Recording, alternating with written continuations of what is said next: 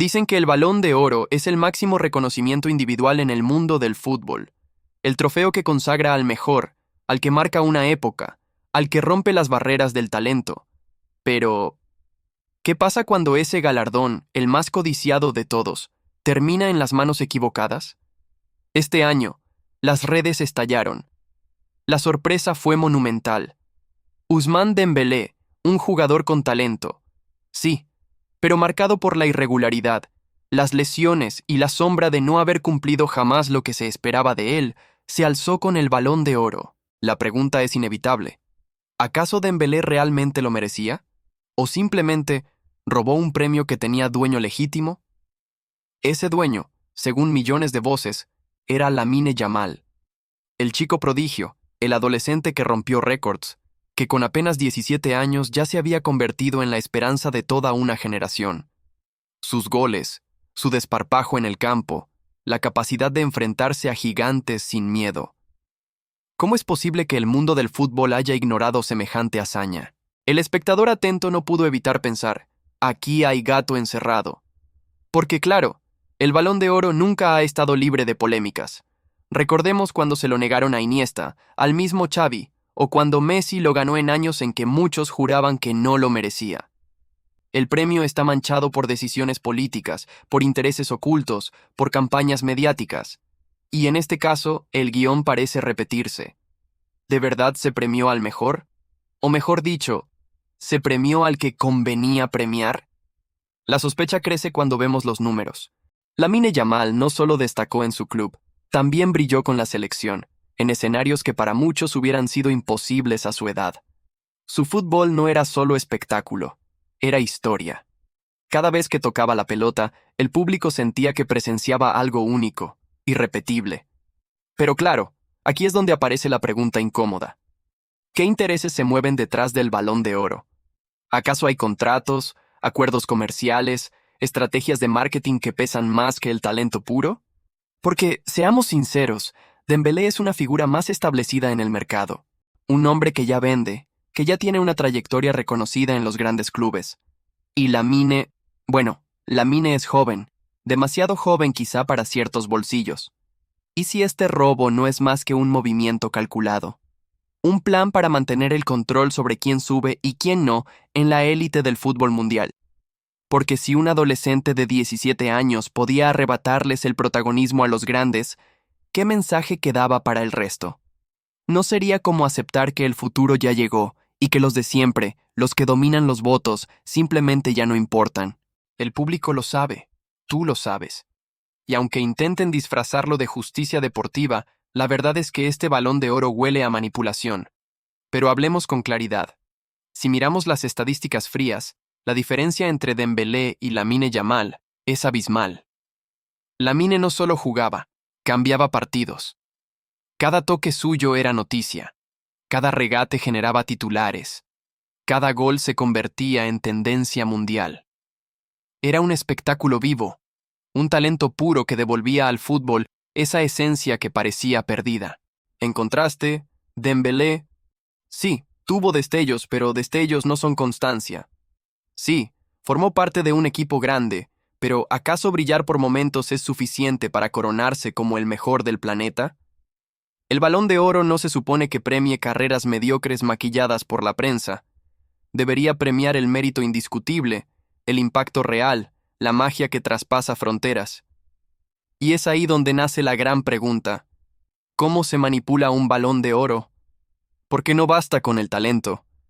Se trata de campañas, de relaciones, de conveniencias políticas. Los medios empezaron a construir una narrativa en torno a Dembélé.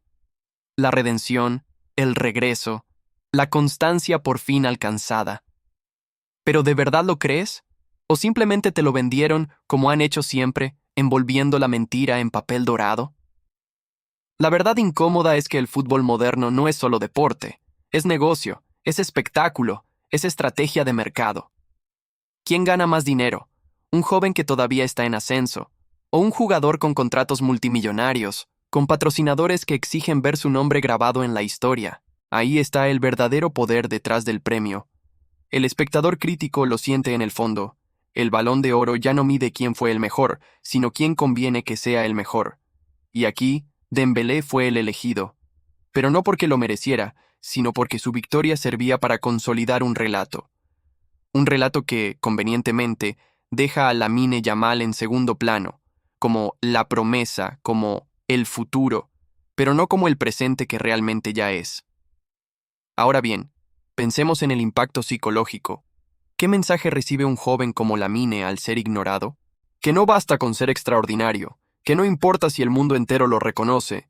Si los que deciden dicen que no, simplemente no. Y ese es el verdadero robo.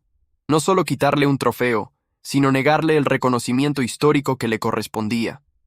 El público, sin embargo, no se engaña tan fácil. Lo ves en las redes sociales, lo escuchas en las charlas de café, lo lees en los comentarios. El verdadero Balón de Oro es de Lamine Yamal. La gente lo sabe, tú lo sabes. Y eso alimenta un sentimiento de complicidad, de rebeldía frente a un sistema manipulado.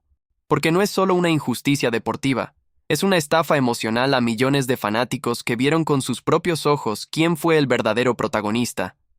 Y entonces surge la duda más peligrosa de todas: si este Balón de Oro fue manipulado, ¿cuántos más lo han sido en la historia?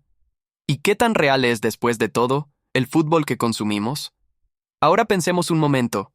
¿Cuántas veces hemos visto lo mismo disfrazado de justicia deportiva?